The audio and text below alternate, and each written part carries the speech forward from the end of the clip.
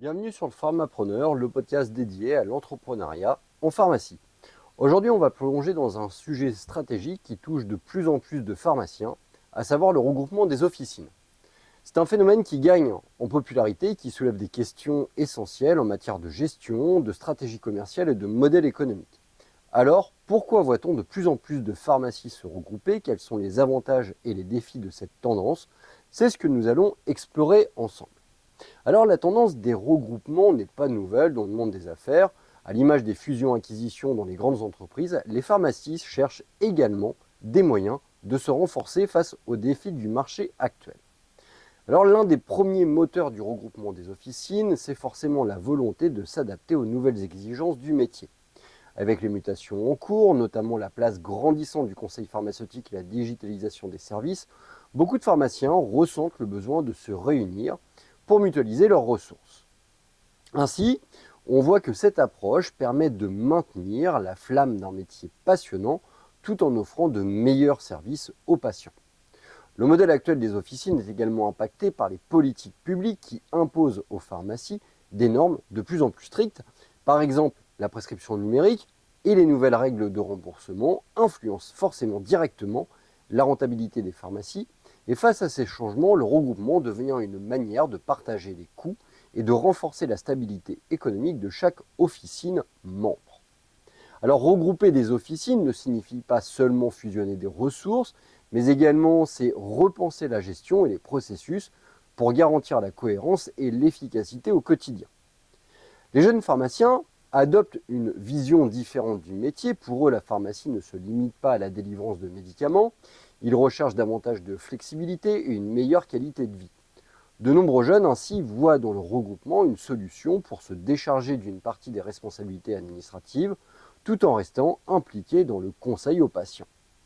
En travaillant en groupe, les pharmaciens peuvent diversifier leur rôle et se concentrer sur des activités qui leur tiennent à cœur, qu'il s'agisse de la phytothérapie, de l'homéopathie ou encore de l'accompagnement des patients chroniques. Cela favorise ainsi une organisation plus agile, adaptée aux nouvelles attentes des nouvelles générations qui souhaitent éviter un épuisement professionnel. Ce modèle permet également de développer des services complémentaires comme des consultations de prévention, des ateliers de bien-être ou même des services de santé à domicile. Cette approche plus globale renforce le lien avec la patientèle tout en diversifiant les sources de revenus. Le regroupement peut prendre différentes formes adaptées au contexte et aux objectifs des pharmaciens. On a par exemple le modèle de l'association ou SEL. Dans ce modèle, les pharmaciens se regroupent au sein d'une structure juridique commune tout en conservant leur autonomie. Ce type de regroupement permet de mutualiser les frais de gestion, mais aussi de répondre aux nouvelles exigences fiscales et réglementaires. Chaque pharmacie conserve sa propre clientèle, mais les dépenses sont partagées et les décisions stratégiques peuvent être prises d'une manière collective. On a également la fusion dite en grappe d'officines.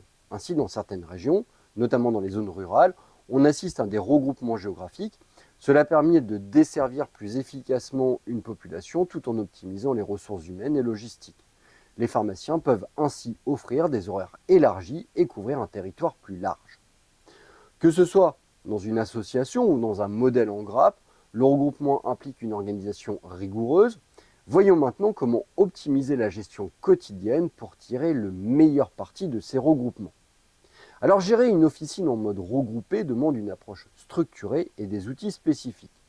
Tout d'abord, une optimisation des stocks et la mise en place d'achats groupés.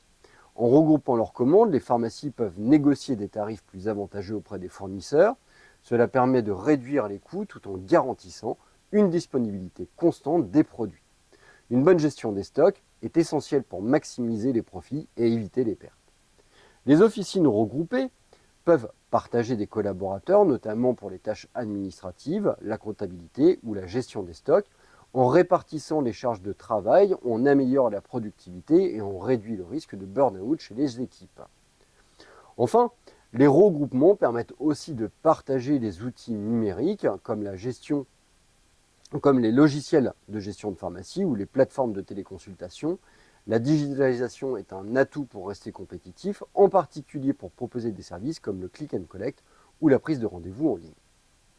Pour conclure, le regroupement des officines apparaît comme une solution stratégique pour répondre aux défis d'un marché qui est en constante évolution, que vous soyez pharmacien indépendant ou que vous envisagiez de rejoindre un groupe, il est essentiel de bien comprendre les avantages et les implications de ce modèle. Je vous remercie d'avoir écouté cet épisode du Pharmapreneur. Si ce sujet vous a intéressé, pensez à vous abonner pour ne manquer aucun des prochains épisodes que je souhaite vous produire. À très bientôt.